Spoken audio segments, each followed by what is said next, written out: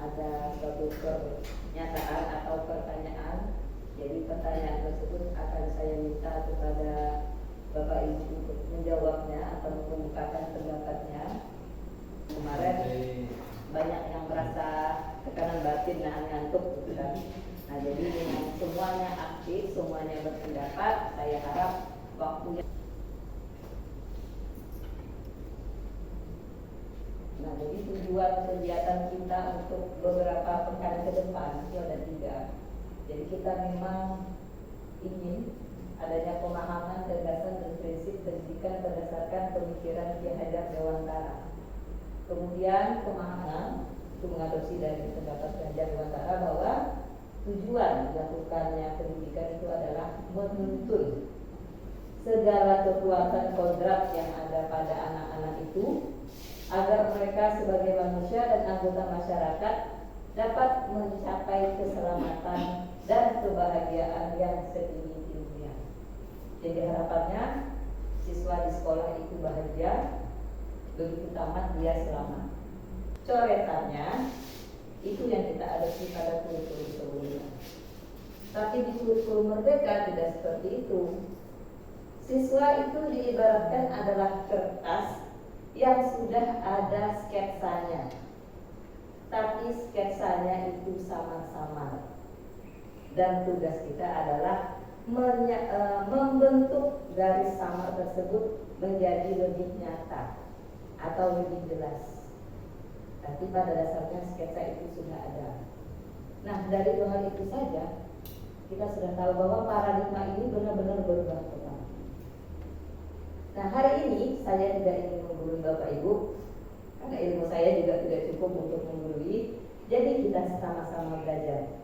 Jadi hari ini saya hanya ingin kita masing-masing melakukan refleksi terhadap diri kita. Apakah untuk mencapai tujuan pendidikan seperti ini kita, Bapak Ibu, untuk melakukan refleksi. Bagaimana dengan diri kita? Ya kan?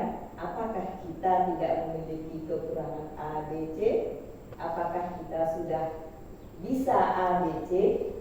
Nah sehingga Ibu Dela yang paling belakang. Silahkan dijawab Bu Dela. Nanti rolling ya.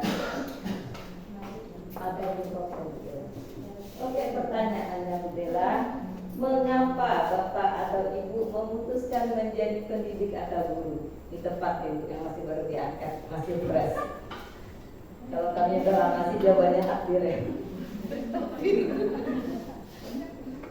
Apa jawabannya Bu Dela? Kenapa memutuskan menjadi guru? Termotivasi untuk menjadi seorang pendidik, menjadi guru karena tadi memang awalnya saya bukan sarjana pendidikan. Saya ingin memberikan. Nah, ini saya minta dua orang untuk melihat kelebihan pada dirinya masing-masing. Mungkin kelebihan saya bisa bergaul dengan siswa, merangkul. Ya merangkul ya. Super gitu ya.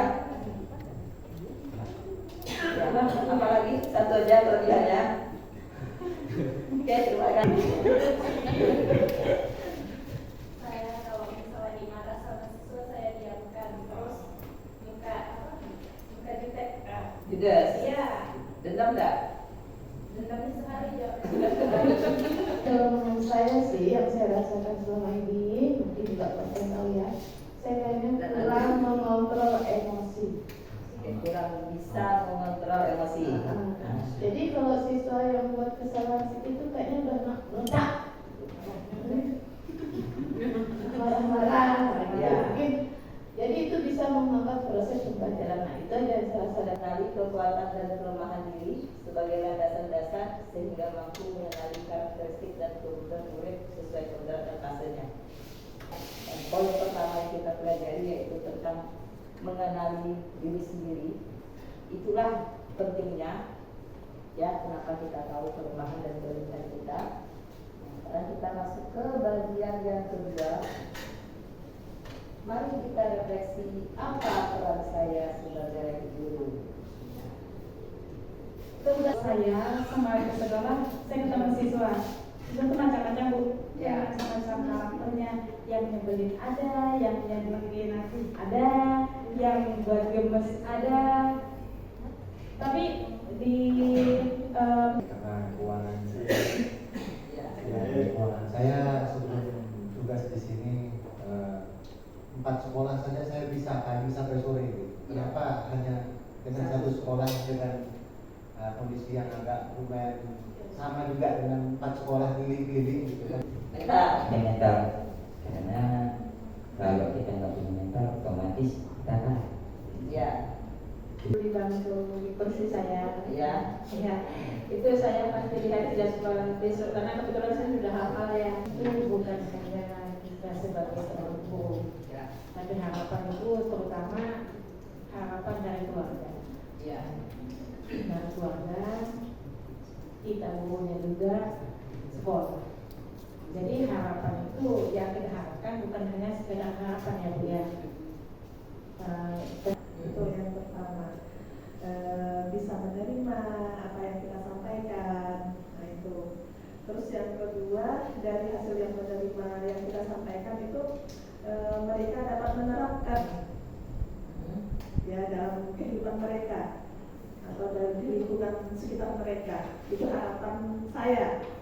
Nah, bisa ditransferkan lah ilmu mereka ke masyarakat, ke keluarga, gitu aja.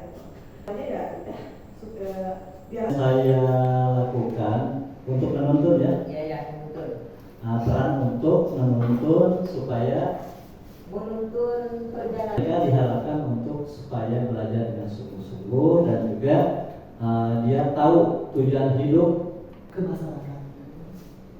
Selain itu, yang paling utama kita harus berdoa agar apa yang sudah kita pelajari, apa yang Oke, bagus sekali jawabannya. Terima kasih Pak Hendra. Kemudian balik lagi ke belakang. Masih ada pertanyaan kelima. Apa yang sudah Bapak lakukan untuk mengantar mereka menuju mimpi dan cita-cita mereka? Baik, terima kasih untuk waktu yang diberikan kepada saya.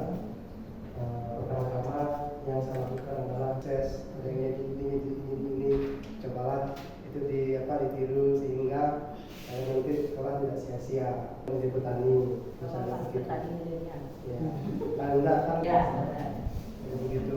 Jadi ada peningkatan pengetahuan yang kemudian dapat ditularkan di lingkungan masyarakat.